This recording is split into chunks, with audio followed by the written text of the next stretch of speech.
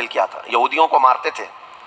اتنی خطرناک جنگیں ہوتی تھیں عیسائیوں میں اور یہودیوں میں کہ بیت المقدس میں خون خرابہ یہ آج کی تاریخ نہیں ہے، بہت پرانی تاریخ ہے.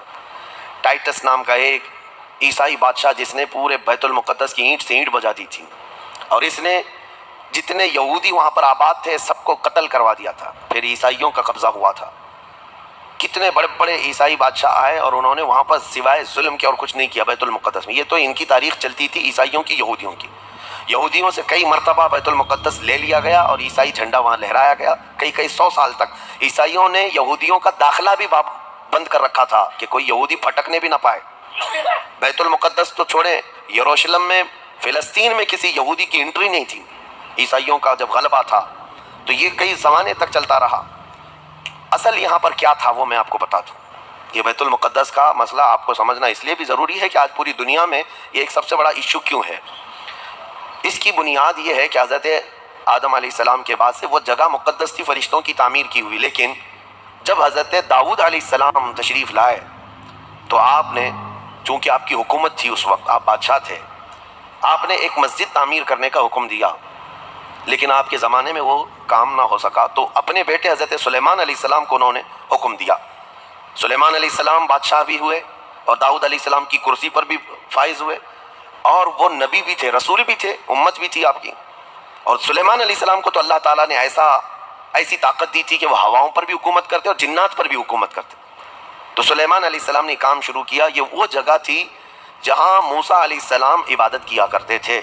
اس جگہ پر سلیمان علیہ السلام نے ایک مسجد بنانے کا حکم دیا اور یہ جنات بنانا شروع کرتے ہیں. اس کا ذکر قرآن پاک میں بھی موجود ہے. حضرت سلیمان علیہ السلام نے جب پورا ڈیزائن دیا کہ اس طرح سے بننا ہے تو پھر جنات تعمیر کرتے رہے اور جنات اتنا خوف کھاتے تھے سلیمان علیہ السلام سے کہ وہ ایک لمحہ بھی حضرت سلیمان علیہ السلام سے غافل نہیں ہوتے یا حکم عدولی نہیں کرتے. ہوا یہ کہ کام ابھی کمپلیٹ نہیں ہوا تھا کہ سلیمان علیہ السلام کا انتقال ہوا تو جنات بھاگ جاتے. لیکن اللہ کی مصلحت، حضرت سلیمان علیہ السلام لکڑی لے کر یوں کھڑے رہتے تھے، اپنا عصا لے کر کے کھڑے رہتے تھے اور کام دیکھتے رہتے تھے. جب تک سلیمان علیہ السلام کھڑے ہیں تیزی سے جنات بڑے بڑے پتھر لاتے تعمیر کرتے رہتے تھے. انتقال ہوا سلیمان علیہ السلام کا اور آپ ایسے ہی کھڑے رہ گئے. آپ کے کھڑے کھڑے وفات ہوئی ہے.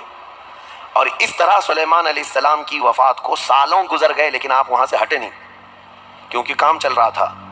قرآن میں ہے، اللہ تعالیٰ فرماتا ہے جب لکڑی کو دیمک کھا گئی، کتنے سال گزر گئے ہوں گے. حضرت سلیمان علیہ السلام یوں ہی کھڑے تھے. اور عام دوسرے لوگوں کی موت تو چھوڑو، نیند میں کھڑا ہو کر کے دکھائے.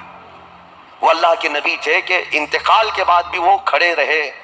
روایتوں میں کئی سالوں تک، 10 سالوں تک آپ کھڑے رہے. اور اس کے بعد دیمک کھا گئی لکڑی کو تو لکڑی ٹوٹ گئی. تب سلیمان علیہ السلام زمین پر آ گرے. جنات اسی وقت جان گئے کہ یہ تو انتقال کر گئے. تب تک بیت المقدس کا کام کمپلیٹ ہو گیا تھا، جنات بھاگ گئے سب. یہ تعمیر، اس کو اصل میں بیت المقدس نہیں کہا جاتا تھا اس وقت، یہ ہیکل سلیمانی، یہ یہودیوں کے عقیدے کے اعتبار سے فرسٹ ٹیمپل ہے، پہلا مندر یا پہلی مسجد جو بھی ہے مقدس تھی. یہ ہیکل سلیمانی جو سلیمان علیہ السلام نے جنات سے بنایا تھا. اور سلیمان علیہ السلام کی کرسی جہاں لگتی تھی اس وقت حضرت سلیمان علیہ السلام نے جنات اور سرکش لوگوں سے اور جادوگر لوگوں سے سب چیزیں جادو کی چھین کر اپنی کرسی کے نیچے دفن کر دیا تھا. سب ختم کیا تھا کہ کوئی جادو ٹونا یہ سب چیزیں نہ ہوں، کیونکہ یہودی جادو کے پیچھے بہت بھاگتے تھے، صرف جادو میں ہی دن رات. آپ نے سب دفن کیا اور اس کے بعد آپ کے انتقال کے بعد سالوں بیتے اور اسی طرح سے رہے. لیکن پھر یہ ہیکل سلیمانی کو ایک بادشاہ آیا جو عراق کا رہنے والا تھا، اس کی یہودیوں سے دشمنی تھی. اس نے ایسا حملہ کیا کہ پورے ہیکل کو توڑ ڈالا. یعنی جو جنات کا بنایا ہوا تھا اس کو مکمل طور سے مسمار کر دیا. ایک دیوار باقی رہ گئی جہاں جا کر کے آج یہ یہودی روتے ہیں. دیوار گریا اس کو کہتے ہیں. وہ زمانے کی ایک باقی رہ گئی، باقی پورا ہیکل گرا دیا. زمانہ بیت گیا، یہودی اس بات پر روتے رہے کہ ان کو مارا گیا، قتل کیا گیا. پھر عیسائیوں کا اس پر قبضہ رہا. پھر عیسائیوں سے یہودیوں نے ایک بار پھر حاصل کیا. پھر دوبارہ یہ ٹائٹس کے زمانے میں عیسائیوں نے مار کر کے پورے یہودیوں کو خون کر دیا. اور پھر بیت المقدس کچھ نہیں تھا، ایک دیوار تھی، ایک دوسری وہاں پر ایک چھوٹی سی عمارت بنائی گئی. اس عمارت کو یہ سیکنڈ ٹیمپل کہتے ہیں. سیکنڈ ٹیمپل یہ دوسرا مندر، اور اسی کو عبادت گاہ بنا کر چلتے رہے. زمانہ بیتا یہاں تک کہ حضور صلی اللہ تعالیٰ علیہ وسلم کی نبوت کا اعلان ہوا. پھر اس کے بعد 23 سال گزرے، پھر آپ کی وفات کے بعد صدیق اکبر کا زمانہ آیا، پھر سیدنا عمر فاروق کا زمانہ آیا۔ تقریباً یہ 26-28 ہجری کی بات ہے حضرت عمر کے دور میں۔ پھر حضرت عمر فاروق کے دور میں جو فتوحات ہو رہی تھی، اسلام پھیلتا جا رہا تھا، تب صحابہ کے ایک لشکر کو حضرت عمر نے فلسطین بھی بھیجا، جس میں حضرت ابو عبیدہ بن جراح بھی تھے۔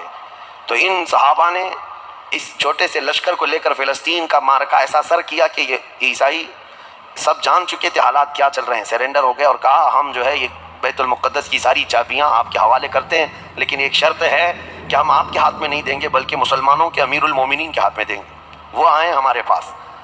تو وہاں جو صحابہ تھے انہوں نے خط لکھ کر بھیجا حضرت عمر کو۔ حضرت عمر مدینے میں تھے، کہا ٹھیک ہے میں آ رہا ہوں۔ قبلہ اول مسلمانوں کے ہاتھ میں تھا، بیت المقدس آ رہا تھا۔ سیدنا عمر فاروق مدینے سے چل پڑے، ایک غلام کے ساتھ نکلے اور ایک سواری ہے، ایک خچر ہے، اور دونوں بھی کس انداز سے جا رہے ہیں۔ ایسا امیر المومنین جس کے رعب سے قیصر و کسریٰ کانپتے تھے، لڑائی کی کسی کے اندر مجال نہیں تھی، وہ ایک خچر کے سواری پر اتنا لمبا سفر طے کر رہے ہیں۔ وہ بھی غلام سے یہ طے کر رکھا ہے 1 میل میں بیٹھوں گا، 1 میل تو بیٹھنا، ہاں تو رسی پکڑ کے چلے گا 1 میل تک، اور اس کے بعد جب تو بیٹھے گا تو میں رسی پکڑ کے چلوں گا 1 میل تک۔ اس طرح سے تو سفر طے کیا۔ جب فلسطین پہنچ رہے تھے اور اس وقت لوگوں میں خبر تھی کہ امیر المومنین آ رہے ہیں، تو لوگ دیکھنے کے لیے شہر سے بھاگے بھاگے باہر آئے۔ اتفاق ایسا کہ اس وقت خچر گھوڑے پر بیٹھنے کی باری غلام کی تھی اور نکیل رسی حضرت عمر کے ہاتھ میں تھی۔ دوڑے ہوئے لوگ آئے جو نہیں پہچانتے تھے، عیسائیوں نے امیر المومنین کہہ کر اس غلام کا استقبال کیا کہ تشریف لائیں۔ تب جو صحابہ تھے وہاں پر انہوں نے پکار کر کہا اے نادانو، وہ امیر المومنین نہیں، رسی پکڑا ہوا امیر المومنین ہے، یہ امیر المومنین ہے۔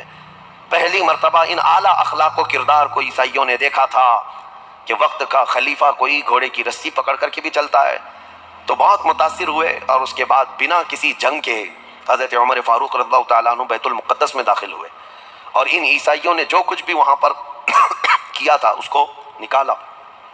پھر حضرت عمر فاروق رضی اللہ تعالیٰ عنہ نے پہلی اذان دینے کا حکم فرمایا، وہ ظہر کی اذان تھی، آپ نے وہاں پر نماز پڑھائی۔ پھر اس کے بعد یہ سلسلہ چلتا رہا۔ اب اس میں تفصیل ہے، عیسائیوں کو اسی طرح ہم بھی بھگاتے، مسلمان بھی بھگاتے، جیسے یہ یہودیوں کو بھگاتے تھے، تو انہیں آج بولنا چاہیے تھا کہ مسلمانوں نے زبردستی قبضہ کیا۔ حضرت عمر فاروق کا عام اعلان تھا کہ جو یہاں پر رہنا چاہے اس کے لیے کھلی آزادی ہے، حتیٰ کہ عیسائیوں کا چرچ بھی تھا پرانا، حضرت عمر نے کہا اس کو توڑا نہ جائے، اس میں عبادت جو ہوتی ہے ان کو اپنی عبادت کرنے دیا جائے۔ حضرت عمر چاہتے تو اینٹ سے اینٹ بجا دیتے، نکال کر صاف کر دیتے ہیں، لیکن آپ نے کھلی اجازت دی، اور عیسائی ویسے ہی باقی رہے۔ 400 سال تک یہ سلسلہ چلتا رہا۔ پھر فاطمی دور آیا، یعنی بنو عباس کا کی خلافت ختم ہوئی،